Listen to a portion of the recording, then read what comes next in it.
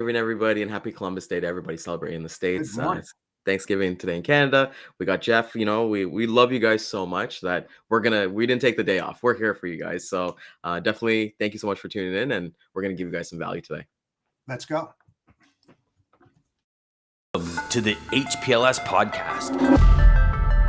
Live, relevant, and high performance information, conversations, and education weekly.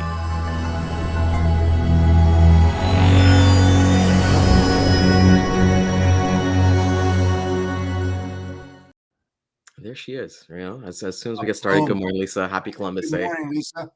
How's everything? So Jeff, man, it's we decided, hey, we were bringing some value to people. Let's come on to this morning and hit them Yeah. with a jam-packed episode. How's your weekend, man? What'd you get up to? I know it's getting Hey, really cold it in was Toronto. good. Actually, yesterday I did absolutely nothing. I try like on Sundays to like put this baby down.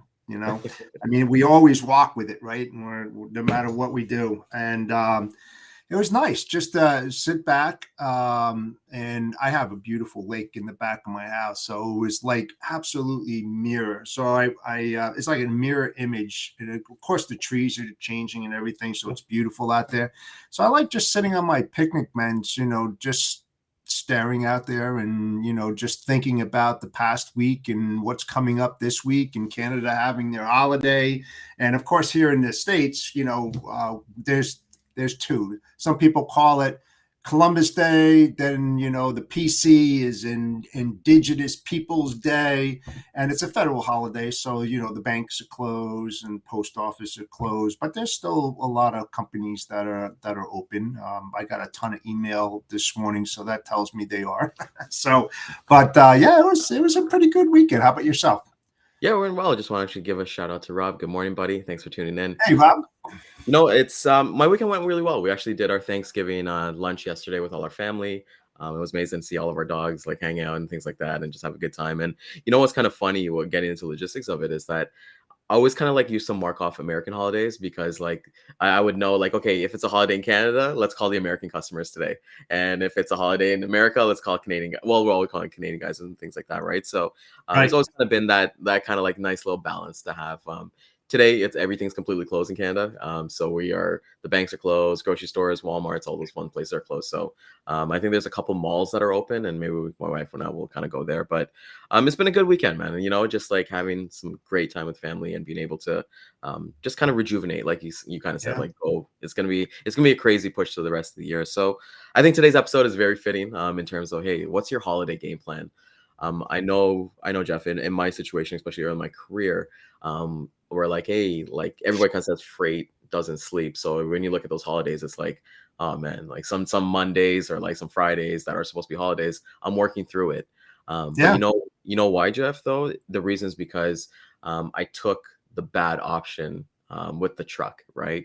Whether it be a carrier that I didn't vet properly, or maybe they were the only carrier that was in the area. So I didn't want to give back the load to the customer and be transparent about it. So I'm like, okay, let me take the load. But then I know you probably won't feel this, but I know people in the comments who have been in situations where they book a carrier and they don't hear anything at all, completely dead silence. But yeah, with your experience, Jeff, like what is kind of like your game plan for the holiday? Because like I know you work a lot, but your customers are not, right? And the load No. planners, and they're not, right? So we have to respect that and understand that. But what do you kind of do when you look at the big holidays coming up? Yeah, and it's a great question, and in the most simplistic response is that sometimes the plan doesn't plan out as you Yeah. plan, because things just happen so randomly. You talk about the carriers. I think I had one that went rogue on me. Thank God it wasn't an expensive product. That was, knock on wood. But when those things happen, it's like your heart goes up in your throat. It's like you're rushing to take care of your customer, and you're just doing a plug and play, right? The guy gives you a call up, you're like, oh, I only have another hour, and then all of a sudden you put them on the load, and then it's like, uh-oh, and you never hear from them again. And I mean, it's so cost consuming when you think time and cost, right? Yeah. Mitigation, claim, um, you don't know who you're going to send the claim into, because you say X carrier is coming in there and Y carrier comes in there. You don't know who took the freight. I mean, it's terrible. So that happened to me once, very, very, very, very long time ago. And I made it a point that, you have to dig in. You really have to do the background checks on a lot of the carriers, every single one. I shouldn't say a lot, all of them. No matter what you see or what you hear, do your homework, man. To your point, Ryan, because it can be horrible, just a horrible thing. But to get back to the plan, with the holidays coming up, and scheduling, and then every time that you have a load that may deliver over the holiday, now you have to start backing that up. You have to start talking to your customers. You have to start pushing things forward a little bit, so that way you can release those products so it hits their shelves at a specific time. So, it's definitely the peak season is the time to prepare yourself for anything, because anything could happen at any given time. When you've gone through 34 years of this kind of stuff on the logistics side, right? The logistics manager are pressured. We got to get this stuff out. We have to get everything into the shelves. And then you start making these phone calls, and the carriers, aren't readily available because they have a preferred shipper, and they're going and taking their loads first before they're going to go take care of yours, But I know that definitely happens, but when you're working for Ford Motor Company and Panasonic, you are a preferred shipper because you're big, you're monstrous, and everybody wants a piece of the pie. So I didn't have that kind of problems, but the little guys out there, they do have that problem, and that's when it comes down to collaboration and talking with your shippers and your carriers and trying to build that relationship, like you would with the big corporations. You have to do that with the small ones, and you'll find out it's really beneficial, extremely beneficial. Especially when it comes to LTL, Jeff, Definitely. like I did the conversations that you have with your customers is, hey, we got a hot load. It has to deliver X date after the holidays or something like that. And then be honest with your customers, say, hey, these are the options we have, right? Because so many times I feel like a lot of issues kind of happen like for holiday rushes when you go with an LTL provider that, hey, they were really cheap, but like their service, or, like you pull up their tracking number on their website and you've seen that it even hasn't been picked up yet, even though you've confirmed it was picked up like 2 days ago, right? And it's just Yep. that updates, right? And it's that transparency with your customer. I think for me, Jeff, when it comes to holiday season, I have those conversations with the customer like, hey, if I'm expected 3-4 loads a week from one customer, okay, well, what are we going to do? Like how important is the product to get there? What's the kind of urgency Right. level from Yep. there? Because you kind of like the worst thing, and it kind of maybe goes into like maybe trade shows as well, is that the urgency of time. Like, you have to get things there, or hey, it's a complete loss sometimes, right? So like you're saying with like the holiday, getting the product, if it's a retail, getting into store, like look how important something is like gift wrapping paper. Let's say you're doing that and it doesn't get there in time before Christmas, and then Christmas comes and it's like, well, maybe next year we'll use this. Yeah. So what are kind of the conversations you're having with your customers in terms of like, hey, Thanksgiving is coming up for you guys soon. Christmas can be coming up for you guys as Yeah. well. What kind of Yeah, conversations to get back to your point, mentioned about LTL, it's really funny that the regular shipments all of a sudden over this period of time all become JIT, all of Mhm. them, every single one out there. It just switches. Everybody wants to be first. Nobody wants to be last. Yeah. Um, the way that they expect, transit times, it's like you try to tell them that, hey, this is what we can do for you, but they expect always even better, and sometimes it's the shipper's fault because they have a tremendous amount of loads that have to go out. They're picking orders, and then they get backed up, so they can't pick the orders as fast as they did. Now they say it's your problem, not theirs, even though that they couldn't pick the order on time. Those are the kind of conversations that you have to have with them. What days are you closed? Are you going to open up your doors a little later for pickups due to the holiday. If you're not working a 9 to 5, you're going to be working for a 9 to 7 to take some of the slack off of you. Like, let's say Thanksgiving, Thursday and Friday in America, right? Some shippers I know, will bump up time on Mondays and Tuesdays. Some even shut down a little earlier on a Wednesday, knowing that Thanksgiving's coming up on a Thursday, and everybody, is trying to get to the airports, and they try to help them out. Those are nice companies, but then again, it puts a lot of pressure on you as a logistics manager, service provider that needs to get in there and coordinate with your carriers because it's not the norm. Even though you're on dedicated, let's say dedicated, where you're sending in a carrier every Monday, Tuesday, Wednesday, Thursday, Friday of every given week. Now that changes. Now you're doubling up on days because those Thursdays and Fridays may be leaving on a Tuesday and a Wednesday, but you have the Tuesday and Wednesday load. So instead of having one load, you may have 2 or 3 on each one of those days. So it's those conversations that you have to have with those customers to find out, how their load release is going to change around the holidays. It's pertinent, not just for them, but for you as a service provider, and getting in on good terms with them. And I think too, like a lot of, I don't know if there's numbers to kind of show this, but adding a new customer, going from prospect to customer, usually happens for me in like Q3, Q4. So they might be a brand new customer and it's your first season with them, right? So Yep. I know you've always kind of mentioned like your SOP when you get a customer onboarded.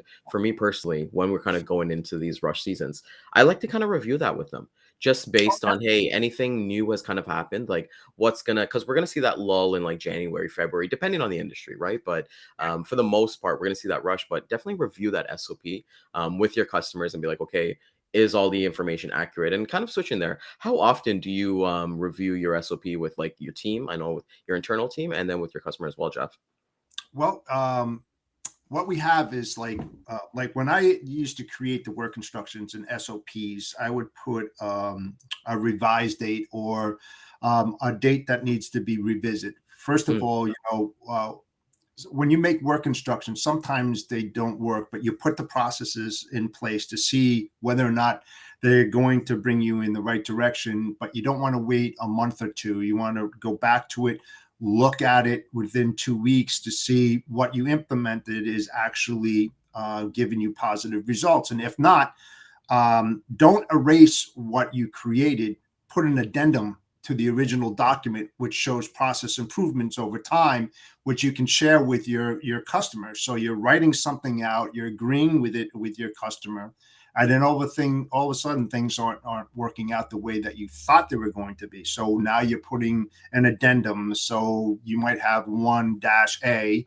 and then you might have 1-A-B with an amended date on it, what the change was. So over time, when you have your quarter business reviews and you're looking at those work instructions, process improvement plans, you can show where you've adjusted, made those improvements. So it's all about value add. And that's why, some people, it's unfortunate, but they always wait until the QBR to start discussing. You shouldn't do that. If that's what you're doing, hopefully you're not. But I would strongly advise that as you're following this new procedure, that you're looking at it and monitoring it every day, every week, to see if indeed what you suggested and implemented is working. And if something is not working, don't wait to that QBR. Get in contact with that customer, start discussing it. And it's okay to agree to disagree. I mean, that's what a really good business working relationship is all built on, those pertinent discussions that discuss those things that are going to happen, especially this time of year. And the other thing too, you're talking about prospects, right? That are now customers, and they come on this time, right? The most important thing for you as a service provider is to get data. Purge data from the customer. Make sure that you have data on the off season as well as the peak season, and especially coming into the first quarter. Because like you said, Ryan, things are going to change. They're going to change rapidly, where the pressure is on to get everything in the stores over this quarter. right before Christmas and Thanksgiving, all the holidays. And then all of a sudden you get into return season, which is going to start through January through February. So you want to see that volume, those lanes that are going to be pressed. Because the thing is that in most cases, the same places those shippers are getting their product from over the last year, but you're new over the years, the same shipper, the same consignee. Now you need to know them. Now you need to know, the weights and the frequency in which these shipments move, and then start talking about that, because that's all part of it, on the negotiation and keeping your customer and your carriers happy. No, and that's what we want, right? We want that the customer to be happy, so that hey, they can, like you always kind of say, who pays your check, right? The customer pays your check. And I Right. think is it's times like this where we can show ourselves to be like a true partner to our customer by having that open, honest communication with them. Because like, kind of getting back to it, like, I know in holiday shipments, like, don't always be a yes man. Customers are not looking for yes man or yes woman. So hey, customer calls you, hey, I got this hot load, that you possibly can't get it covered. You'll have to go to market with it, because certain situations you either got to go to a load board, DAT, or ITS, or different things like that. But you've got to kind of trust in your own kind of network, knowing that, hey, I can be that. I know a lot of us, we kind of get down, like, hey, if I say no to the customer, I'm letting the customer down. But like John Brewer said, like, just because you don't run to Texas, maybe you'll run to Ohio. So it's truly about working your own strengths, and finding that. Jeff, when like you're looking at your holiday season, you're having this conversation with the customers, your load planners, your carriers, your incumbents, everybody. When something does go wrong, what is your course of action? Let's say it's November 24th, you're having turkey dinner with all your family. Something happens. What is kind of like your response? You have to take care of it no matter which way you look at it, especially if it's a good customer or even a brand new customer. We're in the logistics and supply chain business. Many times over the years, I have been called at certain times where you're like, what a god awful time to get called, but you have to respond. I mean, it's your job being in this business. As much as you don't want to, sometimes you have to say, I'm sorry, I've got to go. This is very, very important, and take care of the customers, because that's your bread and butter. I mean, like Yeah. I said, they sign your paychecks, and then you got to start drilling into it. You've got to do a deep dive. Why did this happen? How did this happen? Where did it happen? And then make these adjustments. I'll use one, for instance, that happened around the holidays, where a train was coming through Montana, and it was extremely cold out there, and the couplers on the intermodal train locked, and they couldn't move it. But the freight had to get to its final destination. So it's like, well, what do? It's in the middle of the night. You get this call. The trainmen as well, they're on HOS too. They have time restrictions in which they have to work. So, when you're sitting on the tracks, you're not moving. They're still on the clock. And the thing is that what do you do? So, make a long story short, I got the train to a side rail that had a crane that could take off the container, put it on an over-the-road chassis, and get it moved as fast as possible to, its end user, which was going to be a line down issue, but it had to be done. So those are the type of things that you have to react, and you have to have that network. So my advice is, always look at the what ifs and start building your connections and creating that. So if those one-offs or those what ifs come up, you have the go-to. It's very, very important to start building. That's what LinkedIn is all about. You have millions and millions of people that are on it. You're talking to each other every single day. Ask those questions, find out what their niche is, find out what they're really, really good at. So if this type of problem ever came up and raised its ugly head, you would have a few people to go out to and say, hey, can you help me?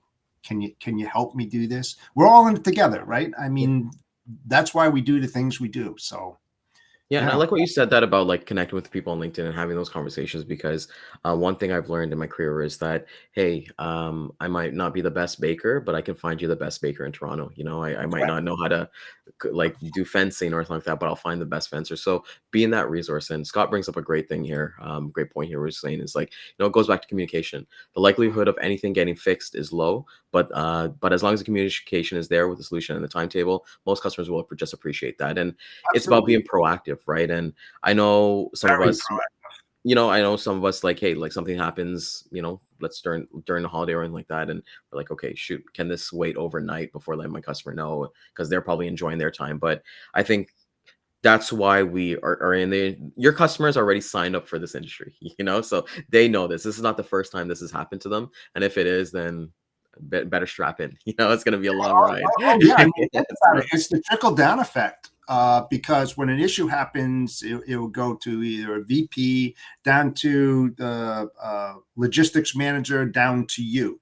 So you want to make your logistics manager that you're doing business with look like a hero, an absolute hero, and fulfill his needs immediately when you get that call, no matter what you're doing. That's your job. And when you do that, all you're doing is putting another feather in that logistics manager's hat, and you will continually be that go-to person. It's results. The whole thing is results. And you've probably heard this term, and everybody that's watching has heard this term. You're only as good as the last shipment you handle. No matter if you handle 1 billion shipments, what's the one shipment they're going to remember? That one that went astray. So always handle your customers like they're new customers and knock it out of the park every time you get a shipment from day one to 10 years from now. If you still have that customer, always attack it like day one, and they will be in your corral for a very, very long time. You know what, Jeff? I love that you said that. And the reason why I say that is that because like there's been times where let's say you do 100 loads for a customer like that, and one goes wary, and then they're really chewing into you for that. And then you're in the back of your mind, your kind of pride or ego or whatever it is, you kind of be like, well, what happened to the other 100 that I did amazing for you? But it's once you kind of get out of that mindset and you think like, hey, I'm taking it one day at a time, a weight loss. If you enter a weight loss journey, you're not going to lose the weight overnight. It's literally one day at No, a time, one workout at a time. And I like what you said that because I've since you said that I've personally put that into my kind of repertoire personally because I'm learning from you as well. Like as we're kind of going on the show and helping others kind of go through their journeys, but as long as you kind of keep that focus that hey, every shipment I got to be amazing on. It's like when we're in elementary school, like we want to do our tests. You're only as good as your last test. If you flunk the tests, okay, well, study up and get ready for the next one. But you're not looking at the whole year overall. Jeff, in terms of like you said, you're working on your holidays. You're having your customers. You're having everything goes things when go wrongs. What's your communication looking like when things go right? Everything is gone amazing. There's no issues at all. How is that day after that Tuesday conversation with your customer and your incumbents looking like? well, here's the one thing. What I've learned, and I've actually learned it from one of my old bosses many years ago. When you have these relationships with your customers, it's not just about freight. It's about their family, their likes, their dislikes, their hobbies. Once you start finding out about the people that, he's a Denver Broncos fan, he loves going to steakhouses. His wife's birthday is October 25th. His kids are Kyle and Jane. This is all important stuff. And does it take long to write a personal note and send happy birthday or something to him? No, no. When you talk about business relationships, you're talking about relationships plural. It's not just about what you do as a service provider, but you want to become friends. And Yeah. I have been lucky enough to have ex-bosses who are friends, even when I'm gone, that have opened up doors for me. Don't burn a bridge. Learn about their family, what happens. Have empathy. Hmm. Seriously, empathy in this business is one of the most important things. And know when to say no. You talk about ego. It's not about ego or oh shit, if I don't get this shipment, I'm going to lose $200. Who cares, Yeah. dudes? I'm telling you, who cares? It's about servicing the customer and being able to say, listen, John, man, I know you're in a bind right now, but man, this is something that I can't do right now. I won't be able to move this. But listen, this is what I'm going to do for you. All right. I got several contacts who, this is their niche, and I'm going to reach out for them. Not promising anything. I'm not going to overpromise and underdeliver, but I'll make a few phone calls. And if I land somebody that I feel good, I'll just give them your name and number. Do you mind? And then I'll have them reach out to you. But if they don't blame me. I'm just telling you up front, because I don't know how bad, I don't know if they're in a bind or how much work they have, but I can make that phone call for you. How long does that take? That's just being honest and having that honest, conversation with them. That's the way I work, just be real, don't try to play a customer. Know when to say no, understand their likes and dislikes, learn their background, their family, hobbies, where they like to go on vacations, all of that. It's so important. Yep. Don't always think about business, Yeah. paycheck. If you do all these things and you do it right, all that stuff's going to come, and it's going to come tenfold. I promise you, but don't be focused in on that cash. Yeah, Don't. don't follow the money, don't follow that money. And it's so true, you do those little things and it becomes it like well, I'm not a quote person, but I remember reading one was saying like you'll get exactly what you want by helping people get exactly what they want, and one thing when you were kind of talking about like customers are finding out it doesn't take much, like like even like like I like to do handwritten cards, like not a lot of people like to do snail mail, but I like to kind of do that, like just say, hey, happy birthday. I know as you guys, I probably drill it to everybody. I'm probably annoying about it, but I'm a big dog guy. So if I find out a customer has dogs, send them some dog treats, send them some things and hey, this is what I'm using and things like that. And just have that conversation there. But Remember connecting with though, people. remember, very, very important. Okay. A lot of companies out there. Now, in my time when I was working for these companies, we used to get gifts. We used to get, Mhm. whiskey and all different kinds of stuff that always used to be sent to my office. I get a plethora of stuff all the time. Well, times have changed Yeah. because they think that a lot of the companies out there think that you're trying to buy your way in as a service provider and kind of tilt the torch a little bit, the pendulum towards your way because you gave them $300 worth of gifts. Oh, I got to do business with Jeff. So that's all gone. I mean, a lot of companies out there don't take anything over $25 right Yep. now. And that's what But the do you conversation really we have have, to do right? that now? I mean, do you really have to do that? That's the question. Even kindness and stuff. I mean, if you want to stop by and bring in some Joe or some donuts and stuff like that, hey, that's great. But don't try to overboard it, man. Yeah, Don't and try that's to. exactly it. And it comes with like relationship. Like for me, like I don't do if I don't have like their personal cell phone and we don't text back and forth, like just shooting the shit or anything like that, then I wouldn't go ahead and do something like that because you've got to ask. And maybe one day we'll talk about the dark side of the reason why those things are not allowed. And that's I feel like no, I haven't seen anybody kind of talk about that in our industry, but I think they kind of stay away from that. But with that being said, just understand the relationship, like just like not everybody's gonna be your friend, but at the end of the day, like this is a business relationship. This industry is so big. Work with the people that are fits for you, right? And kind of go from there. So yeah, you're right. Like even for me, like I know we had like Christmas, we'll have like a limit, like that we can't. But at the end of the day, those won't get into that too much because those are company policies, right? They're not policies for everybody, right? So it's different and kind of go from there.